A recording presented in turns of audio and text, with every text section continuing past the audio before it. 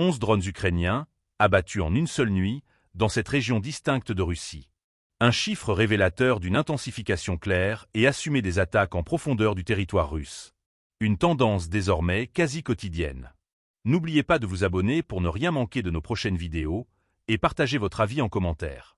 Pensez-vous que ces frappes en territoire russe peuvent faire basculer le conflit?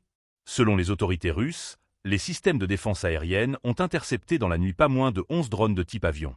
La région de Toula, située à moins de 200 km de Moscou, a été la plus ciblée avec 3 engins neutralisés.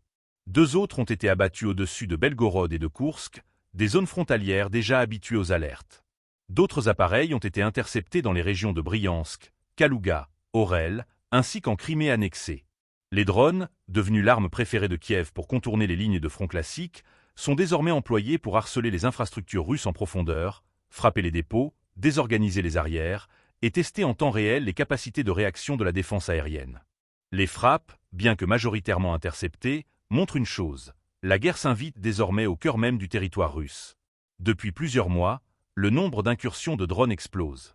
Si la majorité sont abattus avant d'atteindre leur cible, certains parviennent à provoquer des dégâts. Dépôts de carburant en feu, usines temporairement paralysées, ou encore aéroports brièvement fermés. La guerre des nerfs se joue autant dans les airs que dans les esprits.